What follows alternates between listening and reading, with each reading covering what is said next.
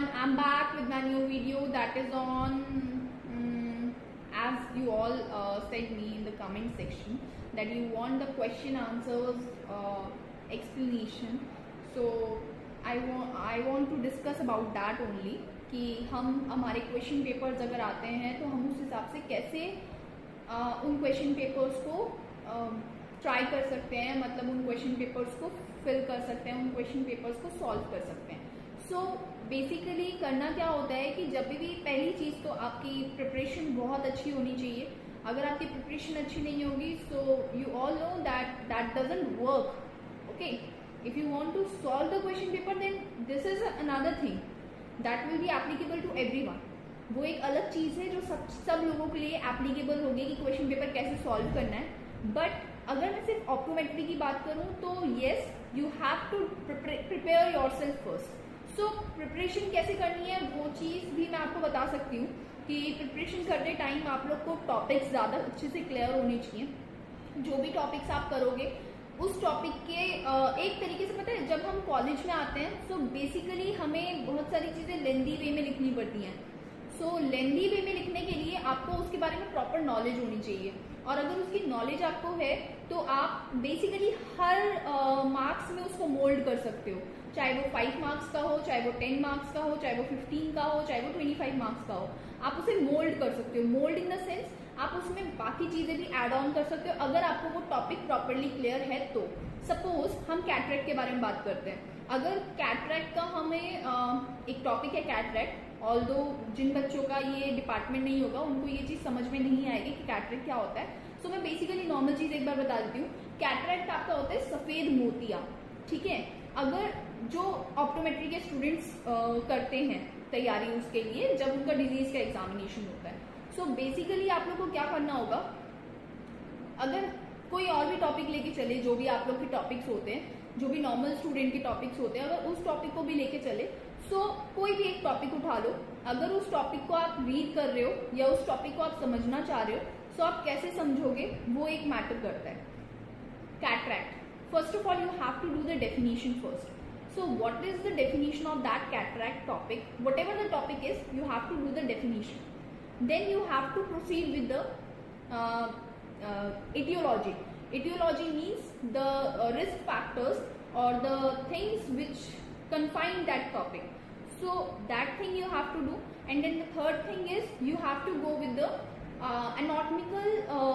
anatomical dimensions or any other thing whatever the cataract symbolize.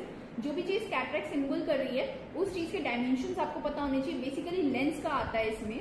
Lens, अगर हम lens की बात करें तो लेंस के डायमेंशंस आपको पता होने चाहिए. सो आपको ये सारी चीज़ों के बारे में उस टाइम पे पता होना चाहिए. सो 3 चीज़ें तो इसी में कवर होगी. उसके बाद में आपको अगर करना है तो इसके आगे आपको टाइप्स ऑफ कैटरेक्ट पता होना चाहिए. टाइप्स ऑफ कैटरेक्ट के बाद causing agent for the cataract उसके बारे में आपको पता होना चाहिए. उसके बाद में आपको जो हम करते हैं, अगर मान लो हमें स्टार्ट करना है, जैसे मान लो मेडिकल ट्रीटमेंट वगैरह हम लोग दे रहे हैं, सो ट्रीटमेंट क्या होगा उस कैटरेक्ट का.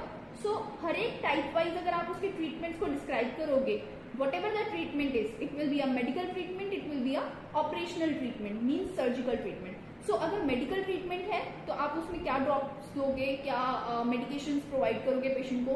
अगर उसका सर्जिकल ट्रीटमेंट है तो आप उसमें कौन सी सर्जरीज अप्लाई करोगे. So these kind of things will be interacted in that answer. So if you do with this then I am damn sure that you will get a good marks. And another thing I want to add this thing that whenever I used to answer any question, I always draw a diagram.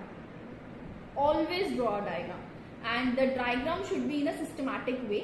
And systematic way in the sense whenever we will draw a diagram, जब भी हम एक diagram draw करते हैं, so उस time पे we need to use the pencil.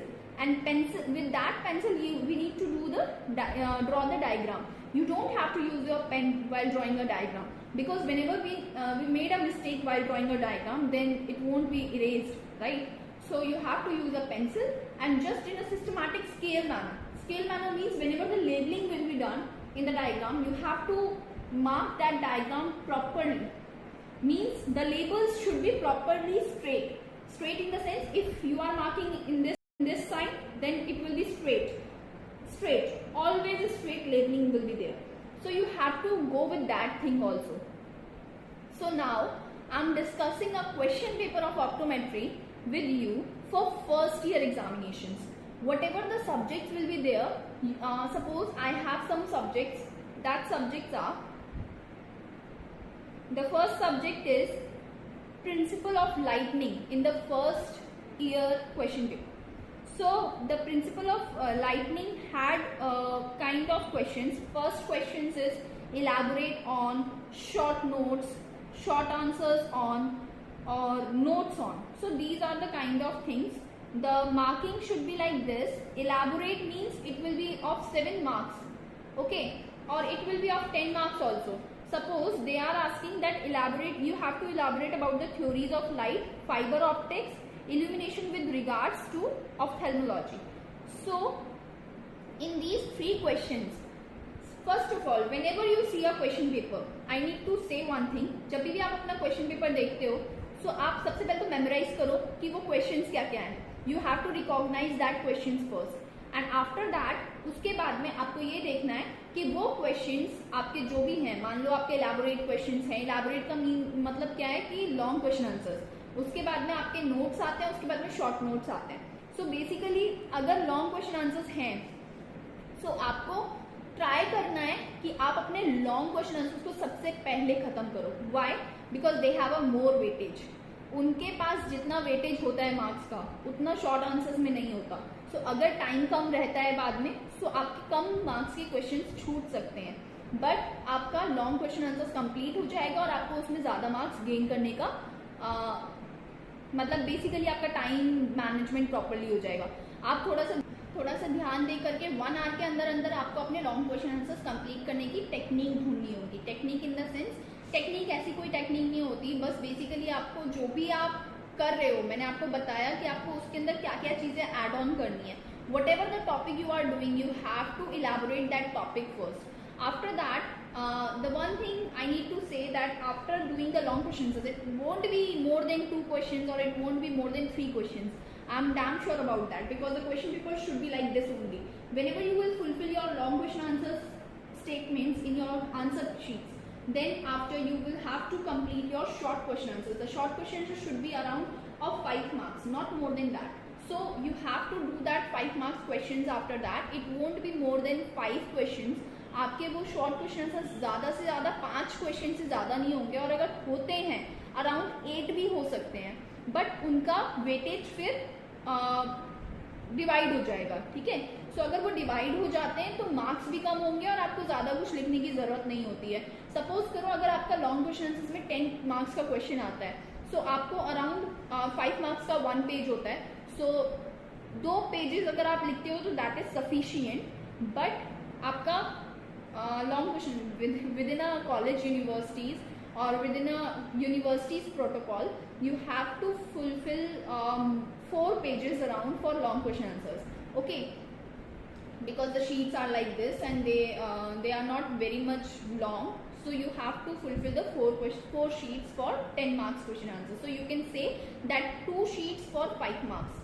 Okay, then the short question answers, if we go with the short question answers, same with the short, then you have to fulfill the 2 sheets in your answer sheets for 5 marks. That will be sufficient. I'm damn sure that you won't regret about that, and that you will get the full marks in if you are right, then you will get the full marks for writing these kind of pages discrimination with the weightage. Okay, so after that the very short will come. Very short should be written in 1 line only. That won't be exceeded from 1 line, more than 1 line. That won't be exceeded. So अगर आप ऐसे करोगे तो I'm damn sure कि आप आराम से कर पाओगे. और मैंने आपको टॉपिक वाइज भी बताया है कि आपको टॉपिक वाइज कैसे करना है. And one more thing I want to say, यहाँ पे मेरे पास एक क्वेश्चन पेपर था, मैं उस क्वेश्चन पेपर के बारे में आपको बता सकती हूँ, जिसमें मैंने आपको समझाया कि principles of lightning. So principle of lightning में इन्होंने इलैबोरेट ऑन पूछा है, elaborate on theories on light, and after that they have asked about fibre optics, they have asked about illumination with regards to ophthalmology. So अगर आपके पास ऐसा कोई questions आते हैं, सपोज प्रिंसिपल ऑफ लाइट के बारे में, क्योंकि मैं फर्स्ट ईयर एग्जामिनेशन के बारे में डिस्कस कर रही हूँ, सो हम फर्स्ट ईयर एग्जामिनेशन में जो एक सब्जेक्ट है प्रिंसिपल ऑफ लाइट, उसके बारे में डिस्कस कर रहे हैं। थ्योरीज ऑन लाइट में आपको सारी थ्योरीज, जो भी थ्योरीज ऑफ लाइट है वो सारी डिस्कस करनी है अराउंड 4 पेज के under, and if you have any kind of diagram with that then you have to draw it. Then fibre optics, fibre optics में भी जो भी फाइबर ऑप्टिक्स से रिलेटेड टॉपिक्स हैं, क्योंकि लॉन्ग है, लॉन्ग को आप किसी एक चीज में नहीं इलेबरेट कर सकते ना। सो फाइबर ऑप्टिक्स अगर वो बोल रहे हैं तो फाइबर ऑप्टिक्स टोटल आपका आएगा, और टोटल इन द सेंस आपको उसको मिनिमाइज कर करके हर एक पार्ट को 4 पेजेस के अंदर आपको कंप्लीट करना है। Then illumination with regards to ophthalmology, so whatever the illuminations are there, illumination means you have to explain about the slit lamp examination also, because slit lamp has many kind of illumination, and slit lamp में जो भी चीजें आती हैं वो सारी चीजें आपको लिखनी होंगी इसमें, और जो भी illuminations बाकी की भी हैं, if you know about them, if you have read it about them, then you have to write those things also with diagram. Don't forget to draw the diagram. Then the short notes, there are short notes, that is source of light, basic aspects of lightning design, Gaussian theory, factors affecting visual task. Whatever the short notes will be, that won't matter with the topics. मतलब अगर आपके पास short notes हैं तो वो सिर्फ topics के behalf पे हम जज नहीं कर सकते किसी भी एक पर्टिकुलर सब्जेक्ट के लिए। जैसे मान लो ऑप्टोमेट्री के बारे में मैं अभी बता रही हूँ, सो ऑप्टोमेट्री ही नहीं, आप किसी भी तरीके का कोई भी सब्जेक्ट अगर उठाओ और अगर उसमें आपको शॉर्ट नोट्स मिलते हैं, you don't have to write more than 2 pages in your answer sheet, और 2 पेजेस भी वैसे ज़्यादा हैं। अगर आपका इसमें 4 मार्क्स का दे रखा है, ठीक है, सॉरी इसमें पेजेस भी बता रखा है, इसमें पेजेस 4 ही दे रखे हैं, बट किसी किसी में जैसे मान लो 5 मार्क्स का भी क्वेश्चन पेपर होता है ना, इसमें 10 मार्क्स का है शॉर्ट नोट, तो इसीलिए इन्होंने 4 पेजेस बता रखे हैं। बट अगर आपके पास 5 मार्क्स का क्वेश्चन आता है, सो आप 2 पेज भी लिखो, 1.5 और 1 पेज में भी कंप्लीट करोगे, so that is sufficient. But उसके साथ आपको डायग्राम बनाना होगा, if there is any diagram, ठीक है, और अगर डायग्राम नहीं है तो मत बनाओ। उसके बाद में इसमें इन लोगों ने बोल रखा है कि short answers on inverse square law, define lux, subtractive synthesis. देखो जो भी चीज़ें आती हैं ना हमारे फर्स्ट ईयर ऑप्टोमेट्री एग्जाम्स में, वो सारी चीज़ें हमसे 12th और 11th में ऑलमोस्ट पूछी हुई होती हैं। सो बेटर है कि जो भी आपने करा है, if you are trying to proceed with optometry, then you have to complete your studies for 11th and 12th 1 time more, okay. एक बार और उन चीज़ों को पढ़ लो, क्योंकि फिजिक्स का जो भी चीज़ होंगी वो ऑप्टिक्स में आपसे पूछी जाएंगी, और बायोलॉजी से रिलेटेड जो भी चीज़ें होंगी वो आपसे एनाटॉमी और फिजियोलॉजी में पूछी जाएंगी। So you have to complete that things first, and just make in your mind that you have to complete everything, you have to elaborate everything, because you are in university now, so you have to elaborate everything. Now next thing will be the next question paper is of like this you have to do, and I have already told you that the pages you have to fulfill, the things you have to do, these kind of things you have to complete. The 10 marks answer, then you have to complete with 4 pages. If you are doing with 5 marks questions, then you have to complete with the 2 pages. If you are doing with the 20 marks questions or 15 marks questions, then you have to complete with the 6 pages. So 2 pages for 5 marks. So like this you can divide everything, and you have to complete all the answers of your question paper on your answer sheet like this only, because universities में जो भी हम लोग कर रहे होते हैं, answers लिख रहे होते हैं यूनिवर्सिटीज़ की आंसर शीट्स पे, सो उस टाइम पे हमें बहुत सारी चीज़ें ध्यान रखनी होती हैं। सिर्फ ये नहीं कि हमें कितना आता है, you have to do the smart work, you don't have to do the hard work. So these kind of things you have to manage and you have to complete. अगर आप लोग को मेरी वीडियो अच्छी लगी हो, यूजफुल लगी हो, नॉलेजफुल लगी हो, सो प्लीज़ कमेंट सेक्शंस में मुझे बताइए कि आपको कैसा लगा और आपके क्या क्या एक्सपीरियंसेस रहे हैं वो भी। And please like it, share it and subscribe my channel, and I will be back with the second year question papers again, and I will explain you that how you have to prepare yourself, not like this, because every question paper should be done like this only, but how you have to prepare for the examinations, that thing I will definitely tell you. So please like it, share it and subscribe my channel, so that I will be interacted with you every time. So thank you so much.